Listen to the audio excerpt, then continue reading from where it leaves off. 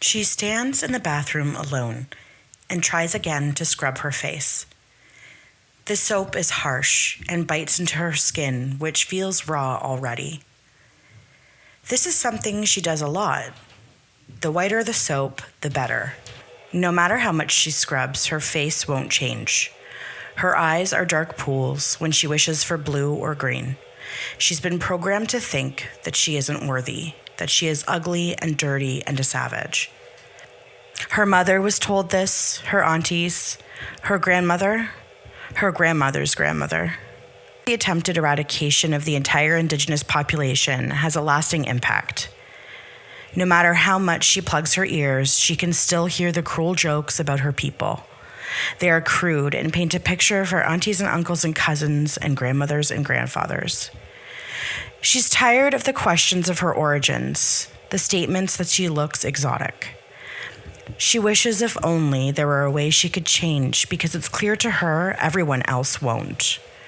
Everyone else will continue to bash her Indigenous roots, to poke fun of her beliefs, of her Indigenous way of being.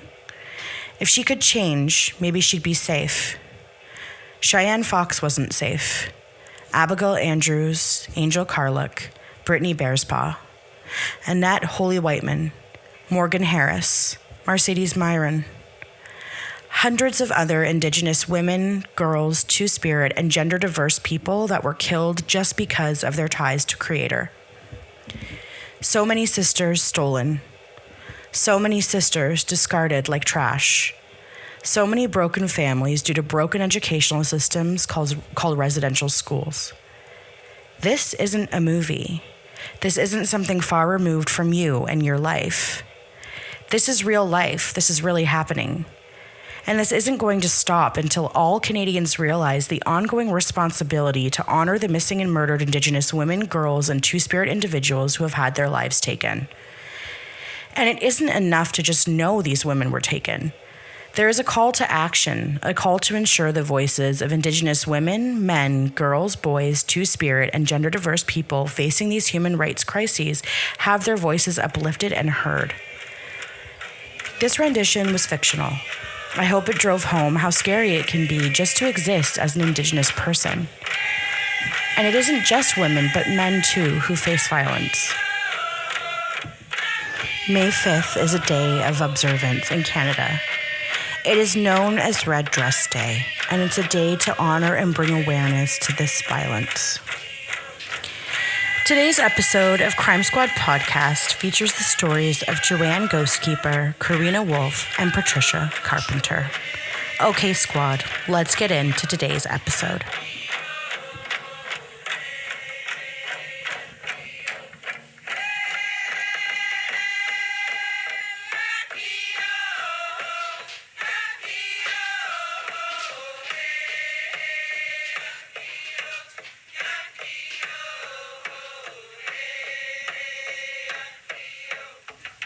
I want to provide a trigger warning. This episode will contain stories about the ongoing genocide against Indigenous women, girls, transgender, gender-diverse, and Two-Spirit peoples across Turtle Island, including but not limited to discussions about sexual, gendered, racial, and colonial violence.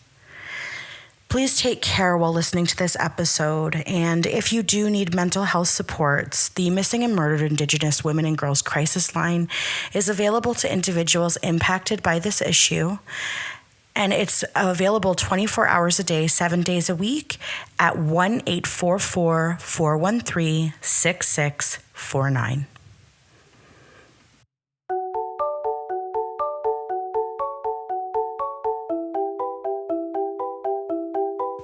Mary Willier was born in Driftpile Cree Nation. The nation is traditionally rooted, and it thrives in the use of the Cree language and traditional belief systems and values. It sits along the southwestern shore of Lesser Slave Lake, about 50 kilometers east of High Prairie, Alberta. Mary moved off reserve, met and married Daniel Ghostkeeper, and in 1972 gave birth to a beautiful baby girl whom she named Joanne Ghostkeeper. The origins of this last name are of the Cree word Kanachaktuan, which translates to keeper of the spirits in English. Ghostkeeper is the anglicized version of this Cree surname. Joanne Ghostkeeper never lived on reserve, but was active in her community, attending powwows, and for 4 years participating in fancy shawl dancing. She was a curious and kind little girl who grew into a young woman. The photograph that's been widely circulated of Joanne shows a young woman with a head of thick, dark hair cut into shaggy layers. In the photo, she is unsmiling and not looking directly at the camera. Now, I'm hesitant to even mention Joanne's lifestyle because I know how many people become numb to the brutal outcome of someone's life when they participate in what's considered a high-risk lifestyle. I would challenge any of you listening to examine your stigmatized thoughts when it comes to sex work.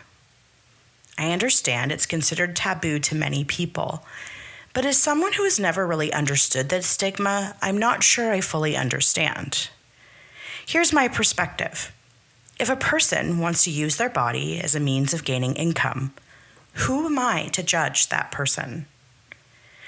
Yes, the sad reality is that many sex workers are also involved in drug use. And it's known as well that people who have experienced abuse in their lives tend to turn toward the sex trade. Always considered to be a seedy part of society, which I also don't understand because some of the most prominent people out there are the ones who take advantage of these services that sex workers offer. Sex workers live what society labels as a high-risk lifestyle, but the only thing high-risk about it is the risk of violence against these men and women. There is a mentality that people working in the sex trade are less than the average person. Often they're reduced to existing only as their occupation, a whore, a hooker. Many things can exist in addition to a person's job. Could you imagine if a teacher was only a teacher and couldn't be anything else? A mother, a sister, a friend, a volunteer? Or if people's negative perceptions about our jobs were the name we were labeled with? Sometimes my job reveals wasteful business practices that, when solved, could result in people being let go. It is important work, but the negative perception of my job is that I'm a terminator. Actually, that sounds super cool. Maybe that wouldn't be so bad to be labeled as a terminator. Come with me if you want to live. Not my finest Arnie impression, but do you see what I mean? Why do people who use the services of sex workers have such disdain for them? Why do they think that they can hurt, rape, or kill these people? Does anyone know? Feel free to leave something for me in the comments. To me, it seems so simple. Live and let live. But if you have the answer, I'd love to hear it. I guess by now you know where this is leading. And yes, Joanne Ghostkeeper did live what police called a high-risk lifestyle. According to one detective, she partied. She liked to drink and she dabbled in drugs. She liked to have a good time, and she was a good time herself. Joanne was involved in sex work. Outside of that, though, Joanne had 2 children that she loved dearly. The details aren't spelled out in the news article, so I have to take creative liberty, but it sounds as though maybe the children were either living with or staying with their grandmother Mary or their grandfather Daniel. In December of 1996, Joanne's daughter Martina was 7 and her son Lauren was 5. They were getting excited for the upcoming Christmas holidays. Joanne was so excited to have Christmas dinner with her family and do a gift exchange with her children. I believe perhaps Joanne's mother or father was caring for their children either permanently or for this period of time. On December 22nd, Joanne called her father, Daniel, to speak to him about the gifts she purchased for the kids. She was wrapping the presents as they chatted. Daniel told her to come over, but Joanne said she had plans. Later that night, Joanne went to the Beverly Crest Travelodge Hotel bar where she met up with 2 unknown men. The group left the bar around 1:15 a.m. the morning of December 23rd after the bartender cut them off. They were drunk. Too drunk to be served anyway. Presumably, they all went back to Joanne's apartment to keep the party going.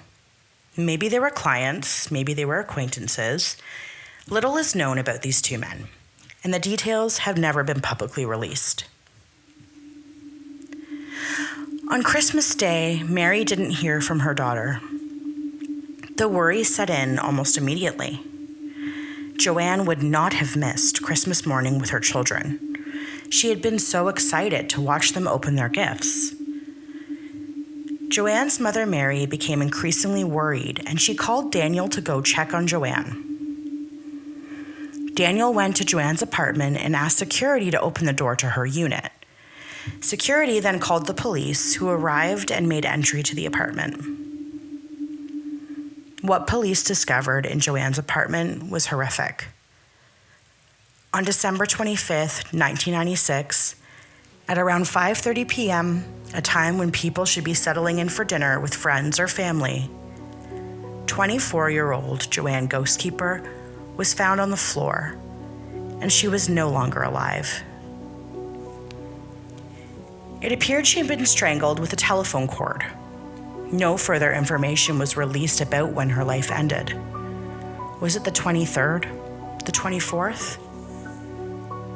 Likely the murder occurred that very same night she was out partying. But was one of the men responsible? Who were these men?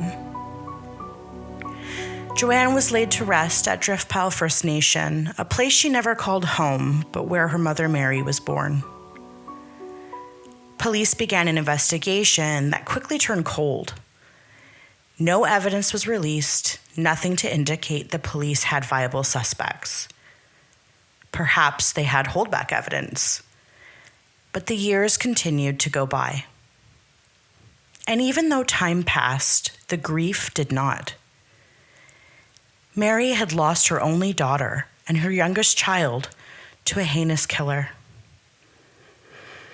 The children, Lauren and Martina, were left without a mother to wipe the tears from their cheeks if they fell, to provide comfort and solace if they had a bad day, a mother to love and to love them.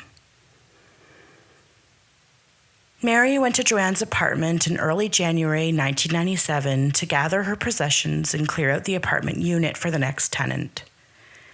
Just like that, life had to move on. While going through Joanne's things, Mary found a roll of undeveloped film. She took the roll home with her. It would be 6 years before she had the film developed, but in 2003, she decided it was time. She dropped off the film at the photo developers and returned when they were ready for pickup. The cashier slid the envelope of freshly printed 4x6 standard photos towards her. In a private moment, Mary opened the flap of the envelope containing the photos and, as she recalls, instantly screamed and began crying. The photos depicted her smiling daughter in the company of two men. The timeline seemed right.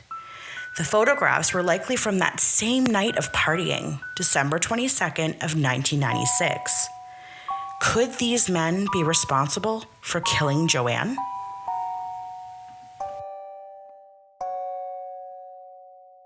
Mary employed the assistance of friends and family to help identify the men, but when she came up empty-handed, she took the photographs to Edmonton police. The police posted the photographs in the newspaper and asked for people who knew the men to come forward. Edmonton Police Service even offered a $40,000 reward for any information leading to Joanne's case being solved. In early 2006, police confirmed they had, in fact, found the two men in the photographs from Joanne's roll of film. They were brought in for questioning. Shortly after this, these men were ruled out as suspects and deemed not responsible for what happened to Joanne. Mary and Joanne's children were stuck in a strange sort of limbo. Christmas had once been a pleasurable holiday, one filled with cheer and love, at least prior to 1996. With this traumatic event, there was a before and an after. And after 1996, Christmas was just not celebrated by the family. They just couldn't bring themselves to have fun or celebrate during the anniversary of Joanne's murder.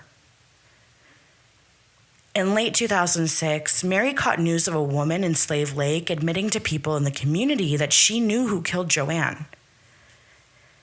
Mary provided the woman's name and phone number to police in the hopes they could either dismiss this person's claims or potentially receive a lead that would finally crack the case. Neither of these things happened, as far as I can find.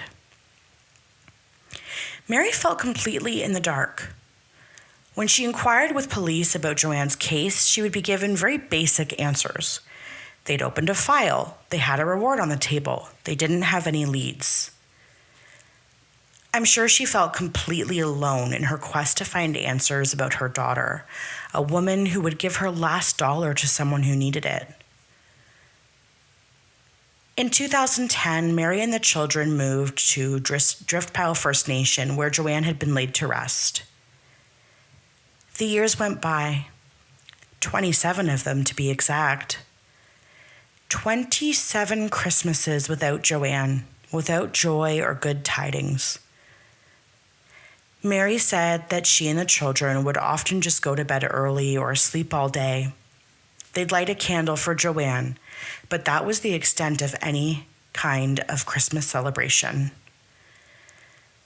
But something was brewing behind the scenes. And on June 14th, 2023, police made an arrest. Let's rewind for a moment. Police had originally obtained DNA samples from the crime scene in Joanne's apartment in 1996. Over the years, they had reportedly tried to test samples, but had come up with nothing. In October of 2022, the Royal Canadian Mounted Police, or RCMP, re-examined the forensic evidence and a male DNA profile was generated. Once they submitted the DNA profile for testing, it came back with a match. Brian Jack Boucher, a 48-year-old man when he was arrested in 2023, has now been charged with Joanne's murder.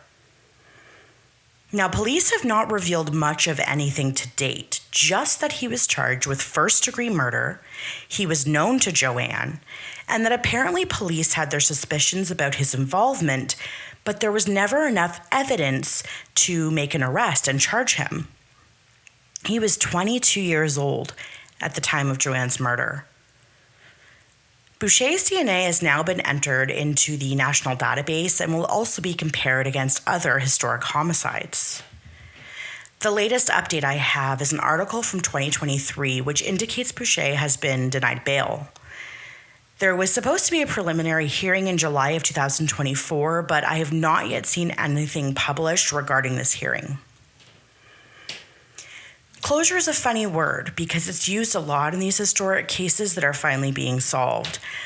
But closure is not necessarily what the family feels from this because it really doesn't change anything. Joanne is still not here. I'll post an update as bonus content when I know more about this developing case. Rest in peace to Joanne Ghostkeeper. May Creator protect you wherever you are.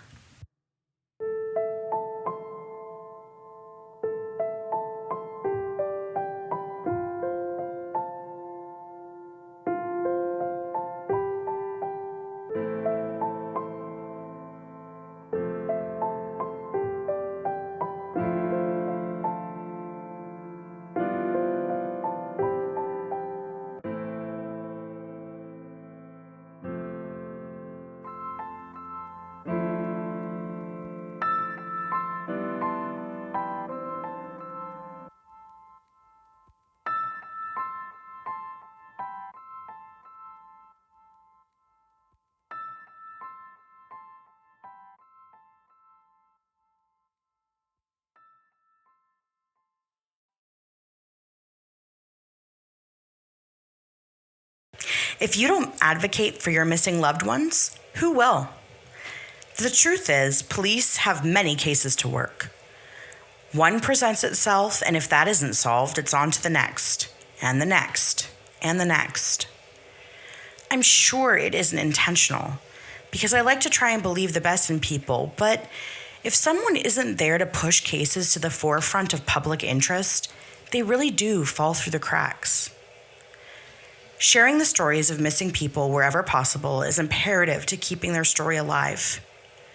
Keeping their names on the lips of the public is the only way to ensure they aren't forgotten.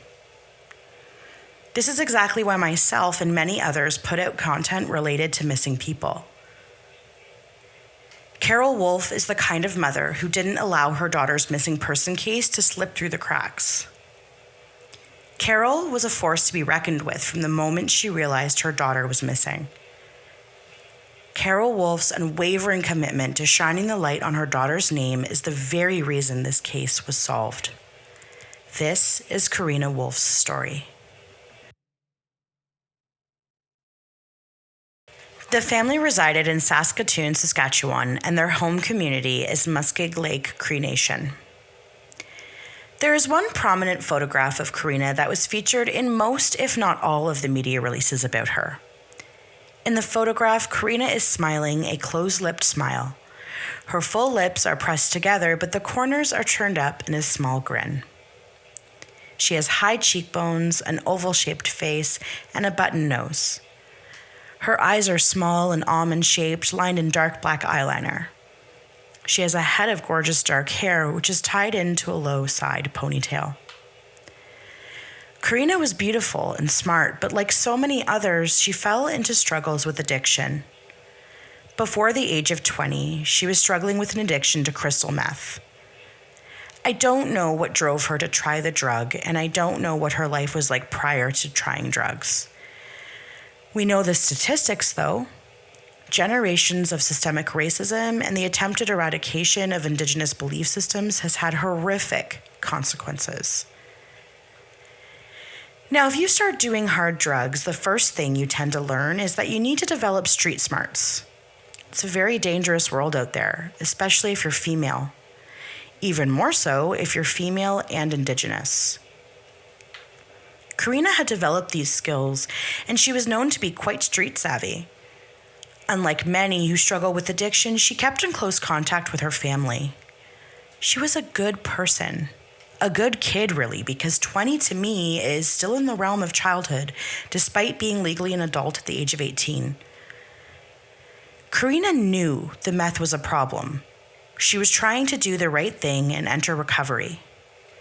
Navigating early recovery is hard.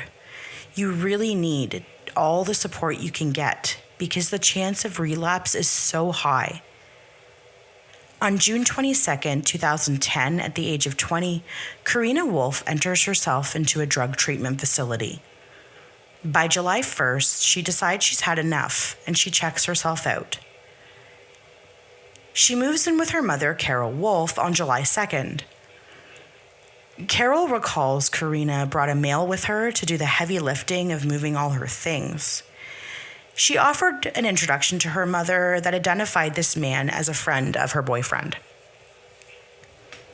Karina decides to leave with the man, who drives a gray Corvette, so presumably he has some money. He isn't unwealthy, put it that way.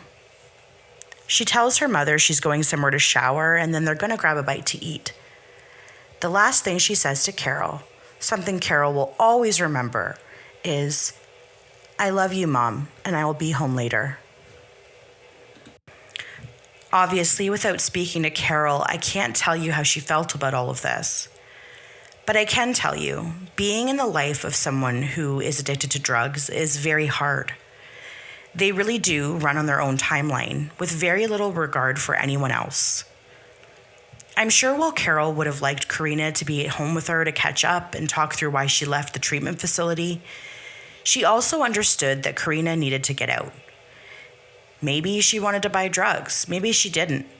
At any rate, it probably wasn't unusual for Karina to go and do her own thing.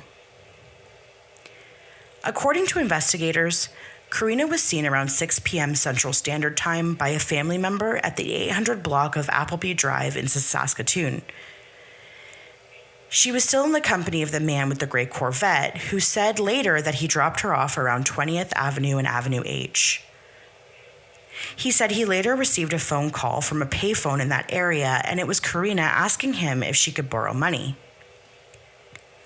After that phone call, she completely disappeared, vanished. Karina's family were concerned, sure, but not overly. Again, Karina had been in active addiction and potentially still was, seeing as how she left the treatment facility after only a week or so. This was likely normal behavior for her.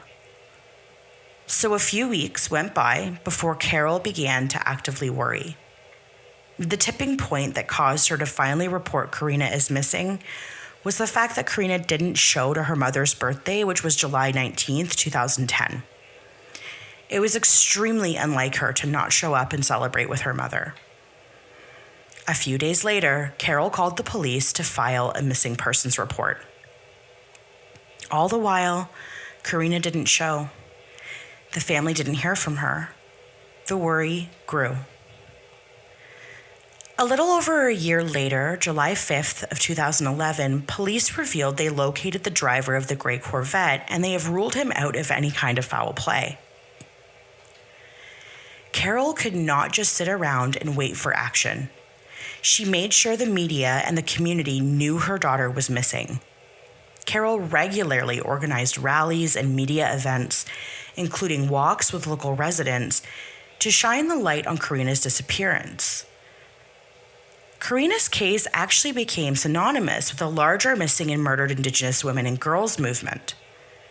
Carol also urged the public to be on the lookout for other missing women in Saskatchewan and made sure the media was well informed of the fear and danger lurking in the shadows. Carol did everything from hosting candlelit vigils to keeping her daughter's case alive on social media. She even ended up traveling to Ottawa for the inquiry on missing and murdered Indigenous women and girls.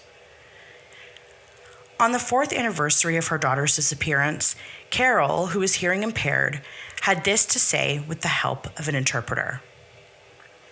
"I am never going to give up. I am not going to give up. I'm going to keep fighting and keep looking. Keep having these walks. I am not going to just sit back and wait. I am going to do stuff. We need to find her. I mean, she is my daughter. I gotta find her." For 5 years, Carol did all she could to make sure Karina was highly missed. She focused too not just on the struggles Karina was facing with addiction or the means in which she earned money via sex work, but the fact that Karina was a great writer. Karina liked to paint. Karina was more than what people wanted to paint her as. On November 10th, 2015, a man walked into a Saskatoon police station. He claimed to be hearing voices and seemed to be experiencing a mental health crisis. He was suggesting he wanted to commit suicide or otherwise harm himself, and he was distraught. This man was 33-year-old Jerry Constant, and he began confessing to police he was responsible for the 2010 disappearance of Karina Wolfe. He told them she wasn't just missing, he had killed her.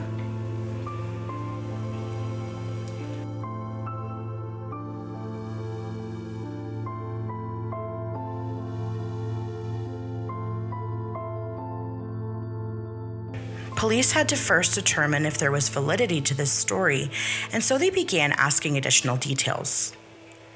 Constant told them he could take them to where he'd disposed of her remains. He led police to a rural area northwest of the city that was covered by... It took 4 days of cutting out huge strips of heavy foliage to locate her remains.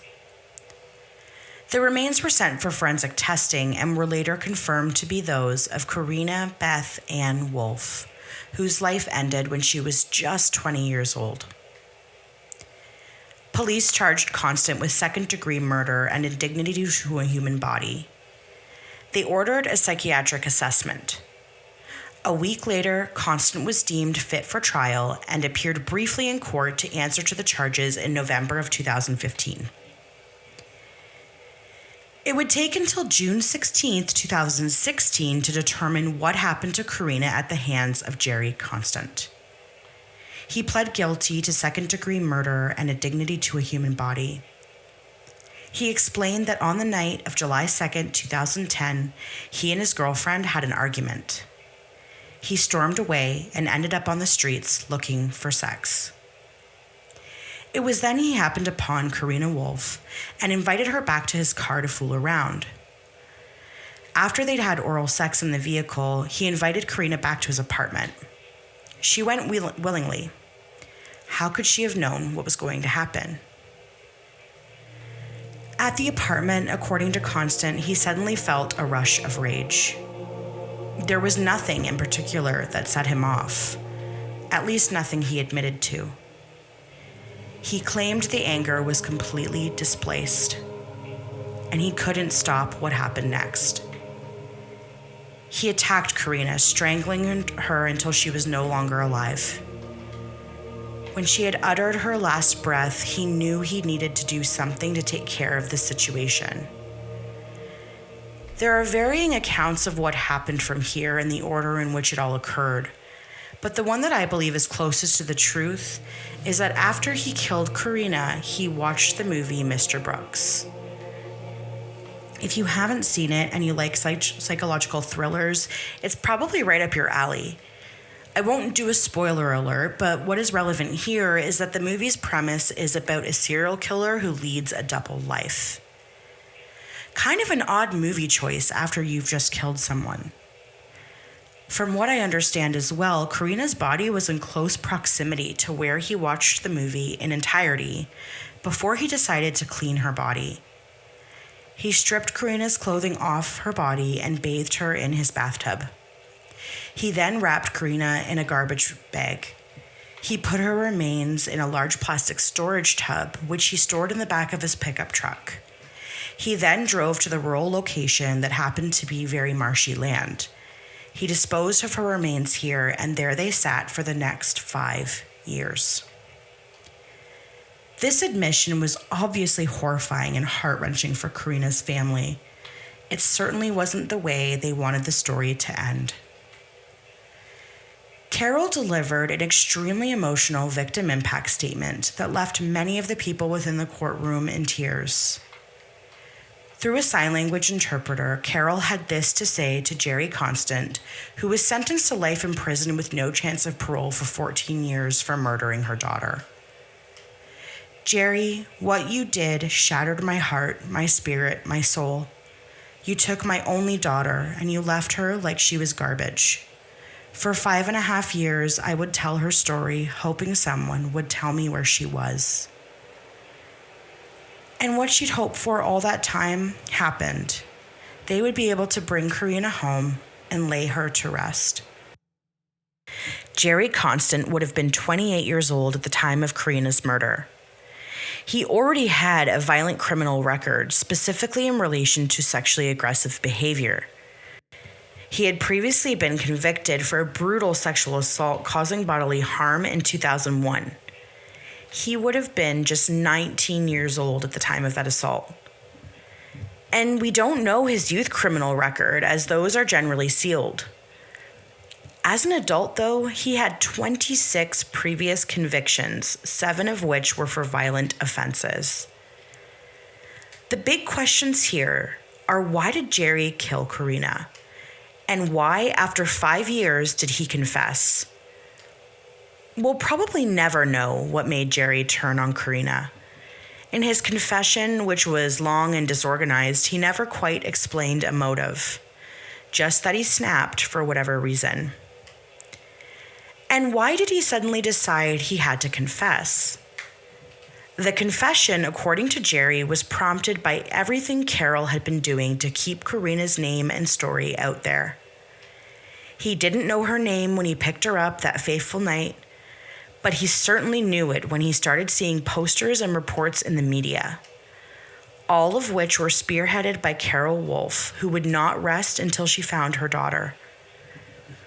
This constant reminder of a life he took, combined with an addiction to meth, pushed a constant feeling of guilt for him, until finally he couldn't take it any longer and he knew he had to confess. The judge had much to consider when the plea of guilty was entered. In Canada, a second-degree murder conviction is an automatic life sentence with a chance of parole. But just because a person is granted the ability to apply for parole doesn't mean they are successful. In many cases, perpetrators are denied and have to remain in prison. The difficulty in sentencing lied not in the life sentence, but the timing of when Constant would become eligible to apply for parole.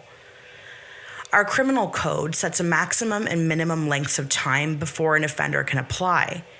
The minimum time is 10 years, the maximum is 25. Constant's lawyer asked for him to have the ability to apply for parole after 10 years served, while the Crown asked for 15. In the end, the judge sentenced Constant to life in prison with the possibility of parole after 14 years. The reason he provided some leniency instead of the maximum timeline was due to the fact that Karina's case had quite literally gone completely cold in the 5-year timeline. Police had no leads at all. They were actually unlikely to ever solve the crime because Constant and Karina were not known to each other and had nothing to link them together. It was only due to Constant's confession that the case was brought to justice.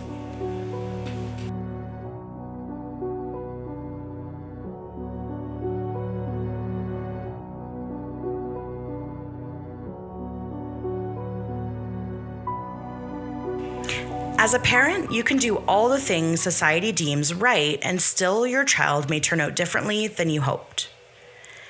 As a society, you can do things deemed proper and correct, and still members will experience trauma. It's easy to judge when you're not in the same situation. It's easy to draw conclusions based on what we believe we know to be the truth. But it's all about perception, isn't it? For example, until I started really diving into the history of Indigenous peoples in Canada, I had no idea about the horrific history that existed and the issues that continued to exist. I was ignorant. It took a lot to admit, because who wants to admit they're ignorant? But I did the only thing I could think to do, which was to educate myself on the realities. I took university courses regarding North American Native culture and tradition. I learned so much about the Indigenous ways of being taught by an Indigenous teacher, and I have not stopped educating myself since. In 2018, we discovered my partner has Indigenous roots on his maternal side. This means our children are Indigenous, and we work to ensure they feel proud of their heritage. We learn and then teach them Michif so they can learn the languages of their ancestors. We teach them about the Indigenous way of being and living the good way. All of this to say, ask me in 2016 if I was complicit in the systemic racism against Indigenous peoples, and I would have said no. Looking back now, with the education I have, I can say that my ignorance contributed to my inability to identify just what exactly is happening in this country. All of this to say, I know many of you will likely judge this next person's story with a harsh lens. Of course, you are entitled to your opinions. But if I can try even just a little bit to impart on you that racism absolutely does exist, I will do my best to do so. I want to share the following with you from the National Inquiry into Missing and Murdered Indigenous Women and Girls. Quote, "The significant, persistent, and deliberate pattern of systemic racial and gendered human rights and Indigenous rights violations and abuses perpetrated historically and maintained today by the Canadian state, designed to displace Indigenous peoples from their land, social structures, and governance, and to eradicate their existence as nations, communities, families, and individuals, is the cause of the disappearances, murders, and violence experienced by Indigenous women, girls, and two-spirit, lesbian, gay, bisexual, transgender people, and is genocide. This is colonialism, discrimination, and genocide explains the high rates of violence against Indigenous women, girls, and two-spirit people."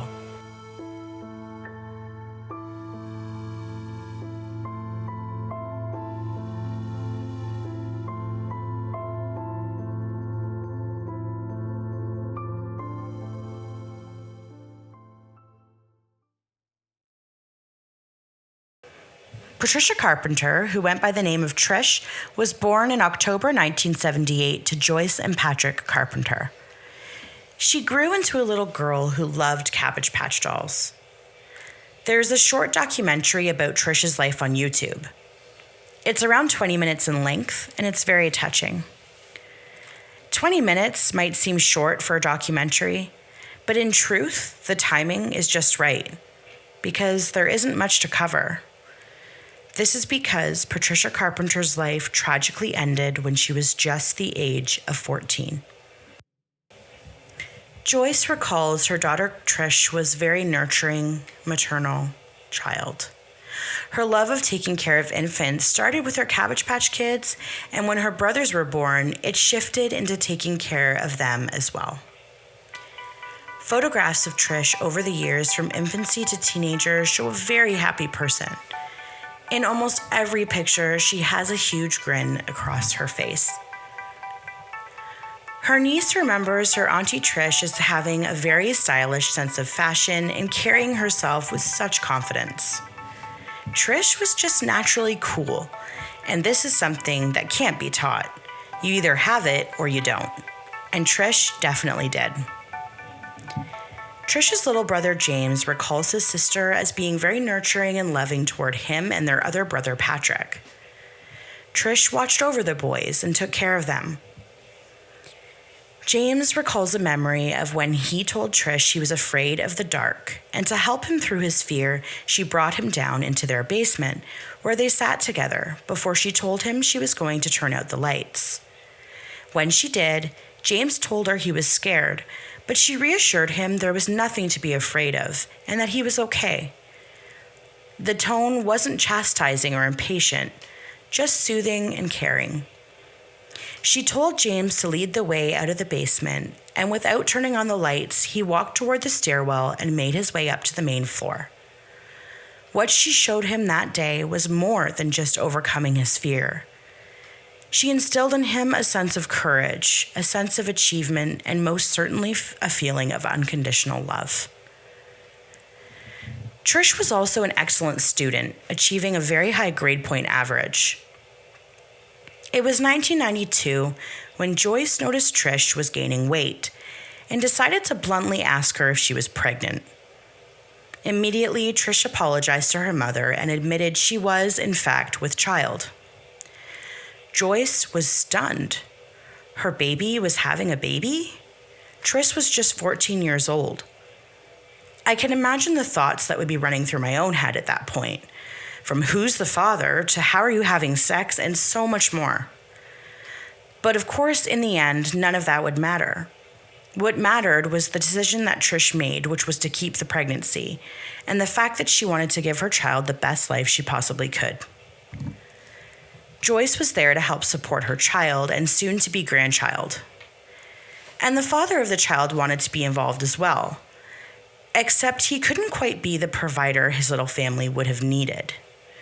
You see, the father of Trish's baby was 20-year-old Rob DeFreish. He was unhoused and lived on the streets of Toronto. She was drawn to the idea of being a street kid. Street kids in the late 80s into the 1990s in Toronto were prevalent. An estimated 3,000 to 4,000 kids were arriving in Toronto each year, with numbers as high as 29 to 45% of them being under the age of 16. In 1985, the Young Offenders Act came into legislation, which replaced the former Juvenile Delinquency Act. The main difference between the two was that police would no longer be able to approach a young person who looked to be under the age of 16 and new to the streets to offer them assistance like shelter, food, and healthcare. This would be an important intervention method to prevent a child from entering into a life of crime, usually as a means to support themselves. But with the Young Offenders Act, that option was gone. In 1988, Native Child and Family Services was founded in Toronto because the child welfare system was found to be severely lacking in serving the needs of Indigenous children in Toronto and other cities, as well as the reserves. The child welfare system that adopted Indigenous kids into families that clearly weren't a good fit saw these same adopted children end up on the streets 50% of the time. To really break it down for you, the executive direction of Native Child and Family Services in Toronto provided this financial breakdown. In 1992, approximately $1 million was provided by the government to child welfare in Ontario. Of that $1 million, a measly $45,000 was provided for issues Indigenous children faced. For whatever reason, Trish was drawn to the idea of being a street kid. She had spent time out with other street kids so much that her mother, Joyce, contacted Children's Aid to step in and try and get some help. If she wouldn't return home, perhaps this agency could help keep her off the streets. She was only around 12 years old or so when this behavior started. She found a certain sense of family among the kids who all hung out together. She even found a boyfriend, Robert Dufresne. Trish would sometimes adopt the surname of her grandmother and give a fake name if she was asked. She would sometimes go by Tamara Smoke and would say she was over the age of 16. Trish was not a prostitute. The pastime she and her friends participated in was a lucrative one, panhandling. When you're a young teenager and have no other means of making money, begging on a street corner can definitely be a way to make good coin. I know this because when I was 15, a friend of mine named Christine, who was just as damaged as I was, convinced me to take a city bus with her downtown to sit and beg for money. We told people we were homeless, and we said we were only 15. We looked the part, I guess, since both of us were in our alt phases. Lots of black makeup, ripped fishnets, combat boots, black nail polish. We met a lot of interesting people that day. There were two girls who were not much older than us and didn't like the way Christine looked at them.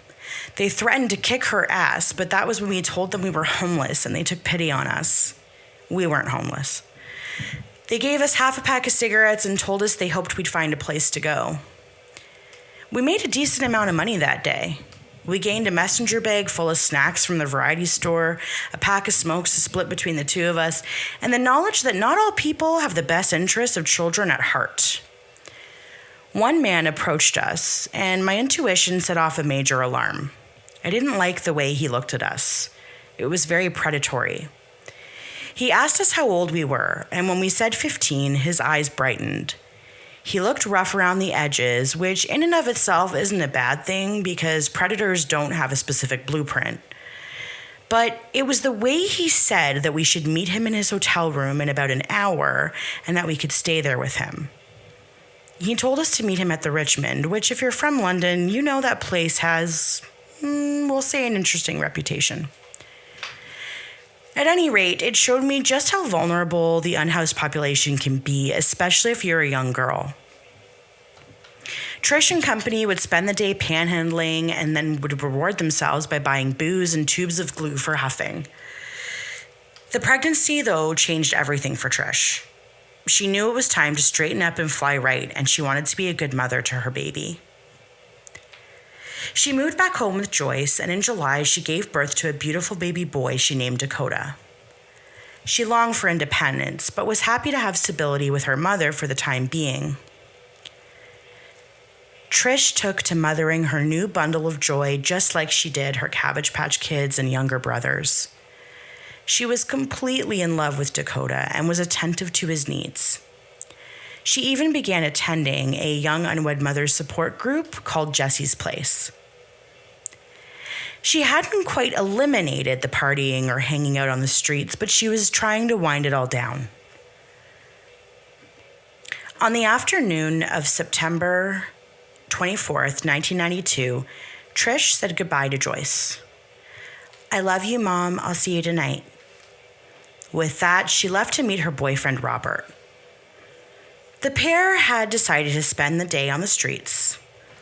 They met up with some friends, Ted King, 23 years old and also living on the streets, his girlfriend who went by the name of V, and 18-year-old Kevin Minchin.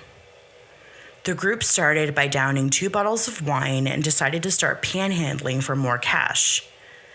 Once they had accumulated quite a bit of money, they purchased a 60-ounce bottle of rye, 3 tubes of glue, and a couple 2-liter bottles of cola. As they were getting wasted, Joyce Carpenter took a phone call at home from a housing agency that was excited to tell her that Trish had been accepted for specialized housing for teenage mothers and into a program that also offered support and guidance. Joyce couldn't wait to tell Trish the good news, and she eagerly awaited her return home. Sadly, Trish would never make it through the front door. According to witness testimony and a statement of facts obtained by the medical examiner as part of an inquest, the group ended up at a construction site. It was a quiet enough place to hang out, and also one that was obstructed by construction materials and machinery, as well as a wooden barricade wall, so it would be an easy hide from the view of general public and police. They could basically party in peace without fear of being kicked out. At some point in the festivities, an argument broke out between Kevin, Robert, and Trish that Ted recalls escalated into physical punches between all three. He was irritated and broke up the fight, at which point Kevin took off by climbing a fence and making his way out to Yonge Street. They didn't see him again that night. Shortly after this, an extremely inebriated Trish passed out drunk. She was just under 200 pounds at the time, and the three friends were unable to move her. They were bored of the construction site and had blown through the booze, so they decided to go on their way and agreed that they would check on Trish later. The group slowly split up. Ted said one moment Robert was beside him, and the next he had totally disappeared. Robert later said he completely blacked out and woke up in an ambulance and was being treated for a large gash injury he'd sustained with no idea how this happened. That meant Robert would not be able to go back and check on Trish, who was still passed out at the construction site. Ted ended up bumping into a friend on Yonge Street who had more booze and offered to share. Ted and V went with the friend, completely forgetting about Trish, and also assuming Robert would end up going back for her. To summarize, Trish Carpenter, 14 years old, was passed out and alone in a construction zone while her mother and infant son eagerly awaited her return home. That didn't happen. And the next morning, on September 25th, 1992, construction workers employed at the site, located at 205 Yonge Street, began to arrive for the day's scheduled tasks. They came upon something they couldn't quite understand at first look. It appeared to be something sticking out of a small hole, and that something looked like tennis shoes. As they got closer, though, they realized the tennis shoes were on feet, and there was a body wedged in the hole, head down. They quickly called police, and soon the site was busy with paramedics, police, and a coroner. The body, which wasn't yet identified, was extracted and transported to the coroner's building for further review. At some point, Robert ended up showing up at the site and was clearly looking for Trish, although he wouldn't admit this, likely due to the police presence. He was taken in for questioning at that time. The police unit engaged the assistance of the homicide squad, who began their investigation of lifting fingerprints, reviewing the site, and locating the people who had last been at the site. While this was happening, an autopsy was being conducted. The pathologist ruled out acts of violence and concluded the cause of death was asphyxiation, caused by being inverted in the narrow hole. Trish's blood alcohol level was thought to have contributed, as it was nearly at the lethal limit. The question, though, wasn't how she died, but rather how in the hell did Trish end up in that hole? All of the laborers associated with the construction site felt that it was impossible for Trish to have simply stumbled and fell into that hole. It was difficult to comprehend because the dimensions of the hole are just 23 inches by 22 inches. It was 72 inches deep. In feet, we're talking 2 feet squared and 6 feet deep. Homicide detectives could find no evidence, though, of foul play. Due to the disbelief of how this could have happened, a coroner's inquest was called, and the date was set for February 1st, 1993.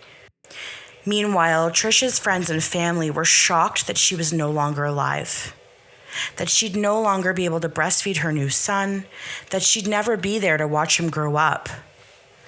Joyce was absolutely devastated, as you can only imagine.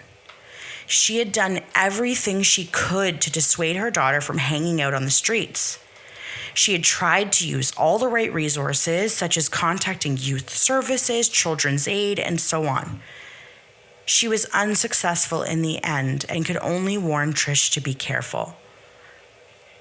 The depths of grief are endless, especially when a parent loses a child. Who was responsible for what happened to Trish?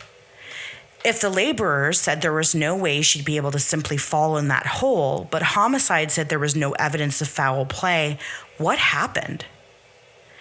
The inquest aimed to review and answer this question.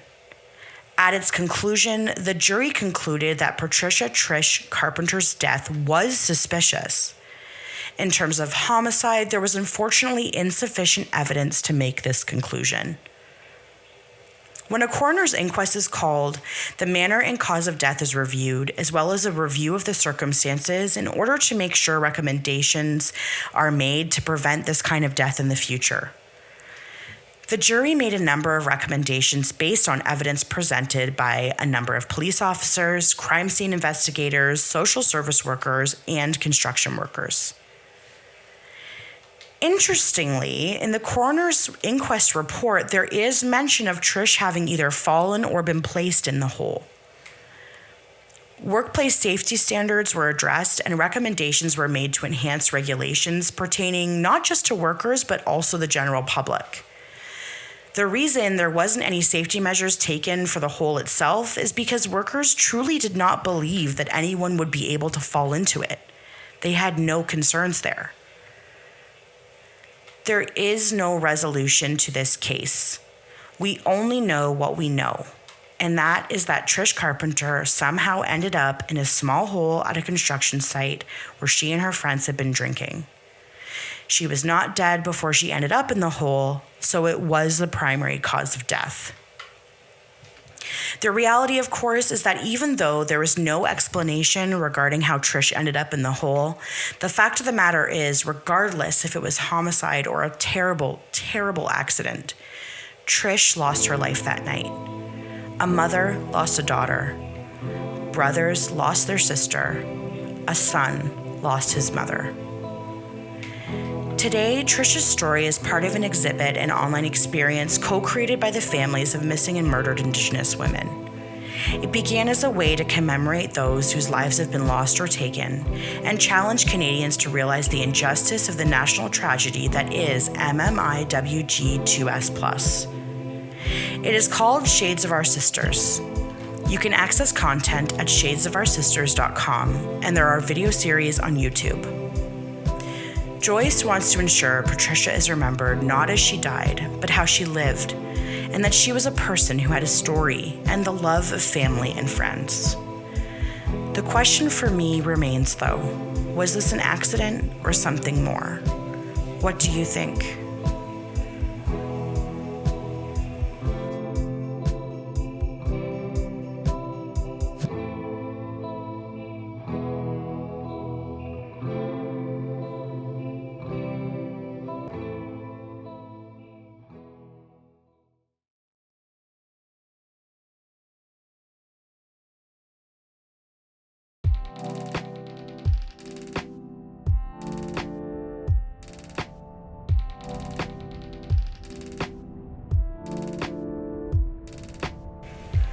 Okay, squad, that's going to do it for today's episode. Thank you so much for listening to the story of these three women.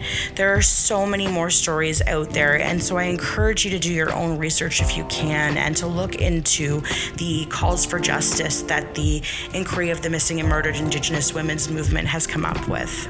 I'm so glad you're part of the squad. If you haven't already, be sure to subscribe wherever you listen so you don't miss any of my content uploads.